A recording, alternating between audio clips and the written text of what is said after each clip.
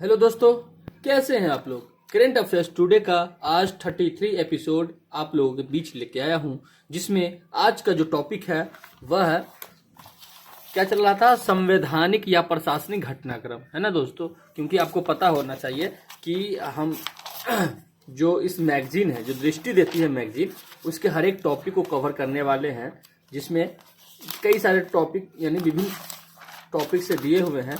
तो आप देख सकते हैं कि संवैधानिक या प्रशासनिक घटनाक्रम है, ठीक है। उसके बाद आर्थिक घटनाक्रम है, अंतर्राष्ट्रीय संबंध है, और विज्ञान एवं प्रौद्योगिकी है, पर्यावरण एवं पारिस्थितिकी है।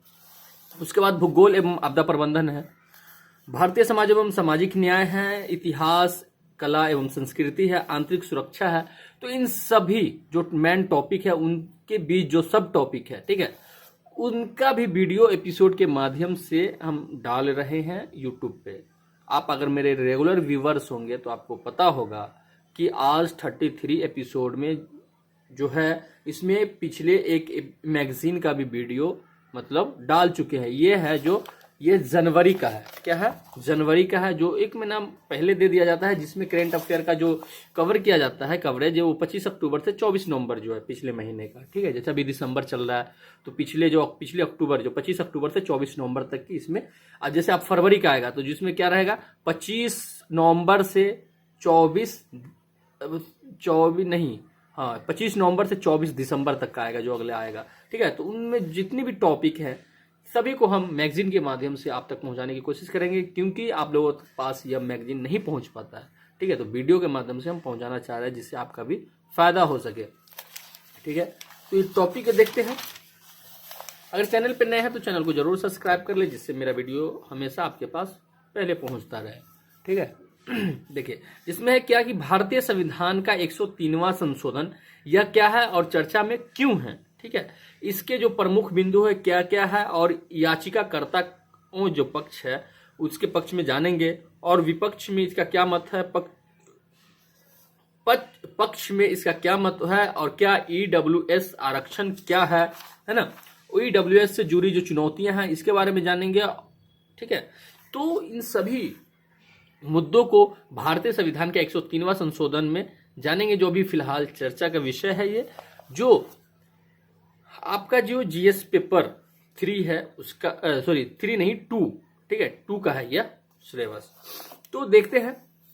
तो हाल ही में उच्चतम न्यायालय ने भारतीय संविधान के 103वें संशोधन की वैधता को बरकरार रखा है, ठीक है।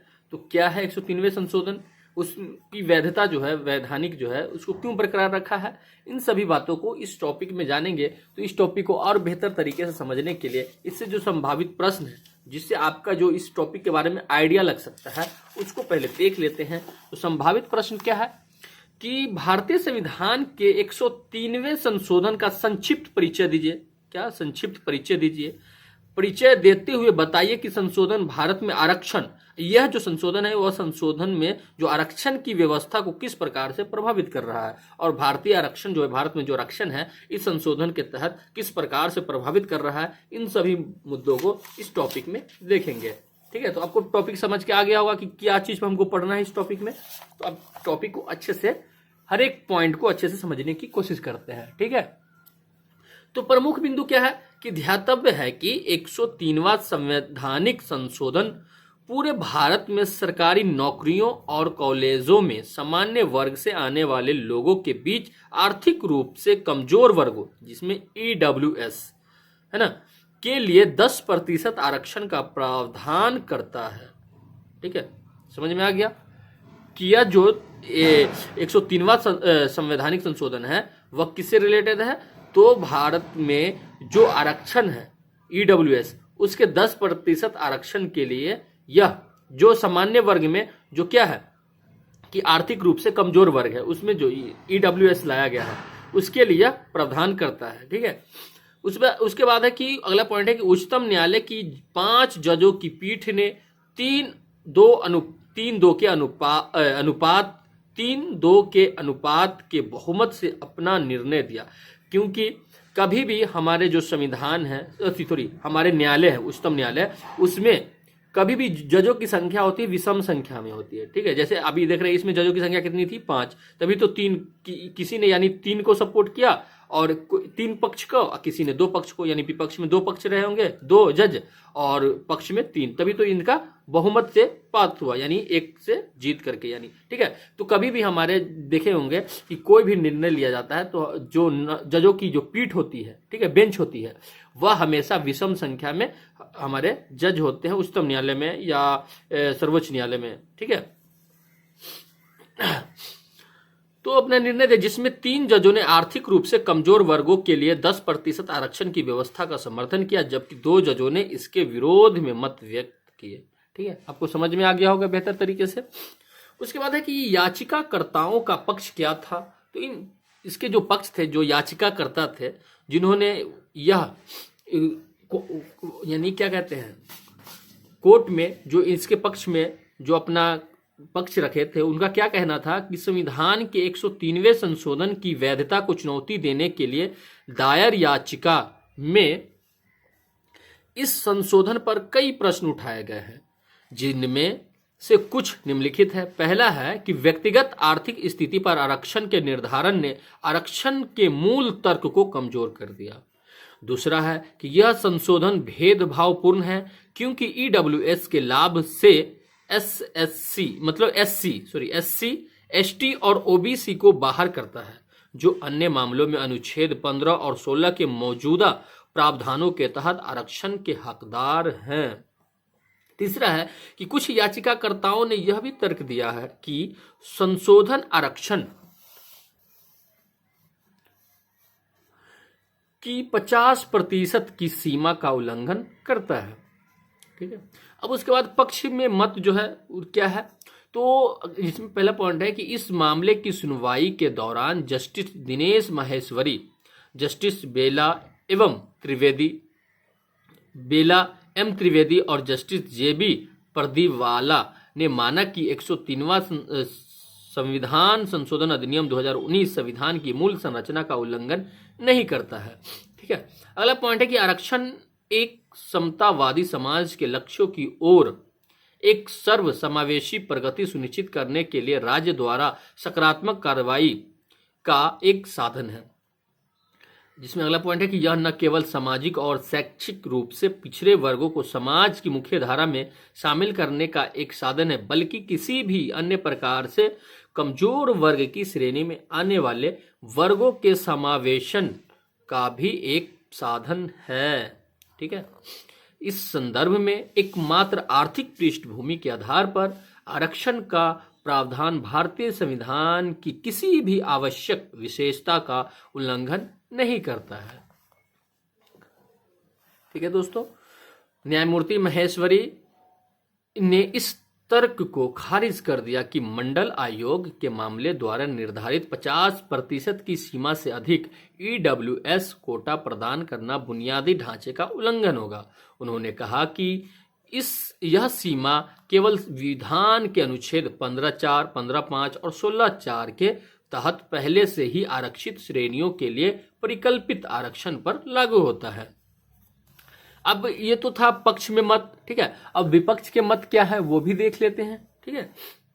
तो आपने अल्पमत विचार में न्यायमूर्ति भट्ट और मुख्य न्यायाधीश ललित ने कहा, जैसे आप लोग देख लिए हैं कि 3-2 के अनुपात से यह बहुमत से पारित किया गया था, जिसमें 3 जस्टिस का नाम देख चुके हैं। क्या था कि जस्टिस दिनेश माहेश्वरी, जस्टिस बेला एम त्रिवेदी और जस्टिस जेबी प्रदीवाला, और जो इन्होंने इनके विपक्ष में थे यानी 2 न्यायाधीश थे, जिसमें न्यायमूर्ति भट्ट और मुख्य न्यायाधीश ललित ने कहा कि हालांकि आर्थिक अभाव और गरीबी के आधार पर कोटा यानी वैध है और संवैधानिक रूप से अपरिहार्य है, परंतु सामाजिक और शैक्षिक रूप से वंचित वर्गों जैसे कि अनुसूचित जाति या अनुसूचित जनजाति या अन्य पिछड़ा वर्ग आदि, ठीक है, ये जो है शैक्षिक रूप से वंचित वर्ग है, को केवल इस आधार पर ईडब्ल्यूएस से बाहर रखना न्याय नहीं होगा कि उन्हें पहले से ही अपनी जाति और वर्ग मूल्य के आधार पर 50% आरक्षण का लाभ मिल रहा है, ठीक है। न्यायमूर्ति भट्ट ने कहा कि आरक्षण की 50% सीमा के उल्लंघन की अनुमति देना भविष्य में इस सीमा के उल्लंघन के लिए एक प्रवेश द्वार बन जाएगा। उसके बाद आप देखते हैं कि ईडब्ल्यूएस के पक्ष में जो था यह कि 3-2 से पारित किया गया। तो ईडब्ल्यूएस है क्या, ईडब्ल्यूएस आरक्षण है क्या, ठीक है, तो इसकी क्या सीमाएं हैं ये भी देखते हैं। तो ईडब्ल्यूएस आरक्षण व्यवस्था को लागू करने के लिए 103वें संविधान संशोधन अधिनियम 2019 के माध्यम से भारतीय संविधान के अनुच्छेद 15 और अनुच्छेद 16 में संशोधन किया गया था, ठीक है। अब अनुच्छेद 15 और 16 क्या है इसके बारे में जानते हैं। तो इस संशोधन के माध्यम से संविधान में अनुच्छेद 15(6) और अनुच्छेद 16(6) को जोड़ा गया था। यह संशोधन आर्थिक रूप से कमजोर वर्गों यानी ईडब्ल्यूएस के लिए नौकरियों और शैक्षिक संस्थाओं में प्रवेश के लिए आर्थिक आधार पर आरक्षण का प्रावधान करता है, ठीक है, यानी अनुच्छेद 15 और 16। और ईडब्ल्यूएस श्रेणी के तहत 10% आरक्षण उन व्यक्तियों पर लागू होता है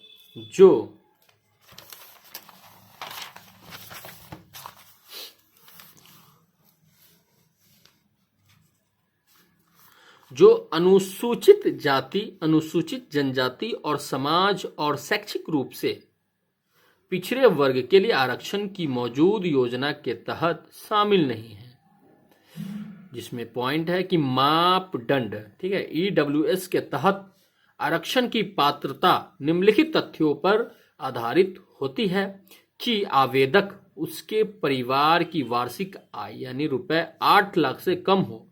यानी ईडब्ल्यूएस में किनको आरक्षण दिया जाएगा ये बताया गया है, ठीक है। तो वैसे परिवार जिनकी जो वार्षिक आय 8 लाख रुपए से कम हो, आवेदक के पास 5 एकड़ से अधिक कृषि भूमि नहीं होनी चाहिए, अधिसूचित नगर पालिकाओं में 1000 वर्ग फुट से कम आवासीय फ्लैट या 100 वर्ग गज से कम आवासीय प्लॉट और अन्य नगर पालिकाओं में 200 वर्ग गज से कम वाले भी ईडब्ल्यूएस कोटा के तहत आरक्षण के लिए पात्र हैं।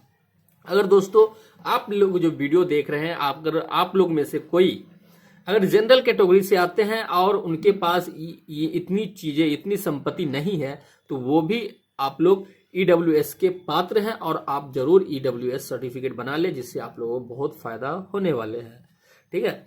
तो ईडब्ल्यूएस का महत्व क्या है? तो ईडब्ल्यूएस श्रेणी के तहत आरक्षण का प्रावधान, ठीक है, आर्थिक रूप से कमजोर वर्ग के लोगों को शिक्षा एवं रोजगार के संदर्भ में अवसर की समानता दिलाने के साथ समाज में आरक्षण विरोधी अवधारणाओं को कम करने में सहायक हो सकता है।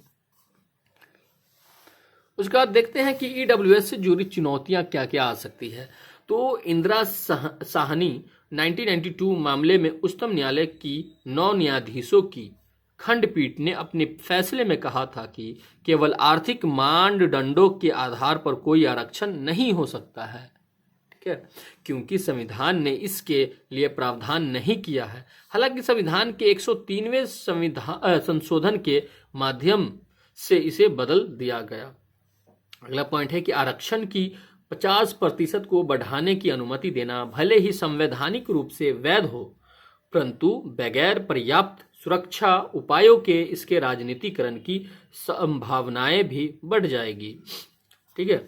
उसके बाद अगला पॉइंट है कि पात्रता का निर्धारण। अब इसका निर्धारण कैसे करेंगे, जो मतलब इसके पात्र होंगे। तो ईडब्ल्यूएस आरक्षण के तहत पात्रता के निर्धारण के लिए रुपए 8 लाख की वार्षिक पारिवारिक आय के मानक एक बड़ी समस्या का कारण बन सकता है। ये सब इनकी चुनौतियां हैं, ठीक है। उसके बाद है आगे की राह क्या है। तो इस मामले की सुनवाई के दौरान जस्टिस त्रिवेदी ने कहा, आरक्षण की व्यवस्था को सुनिश्चित काल के लिए नहीं जारी रखा जा सकता है, इसकी एक समय सीमा होनी चाहिए। ऐसे में समाज के व्यापक हित में आरक्षण की व्यवस्था पर फिर से विचार करने की आवश्यकता है। अगला पॉइंट है कि उच्चतम न्यायालय ने माना कि आरक्षण एक अंतिम लक्ष्य नहीं है, बल्कि यह आर्थिक और सामाजिक न्याय को सुरक्षित करने का एक साधन है। वास्तविक समाधान समाज के कमजोर वर्गों के सामाजिक, शैक्षिक और आर्थिक पिछड़ेपन के कारणों को समाप्त करने में निहित है।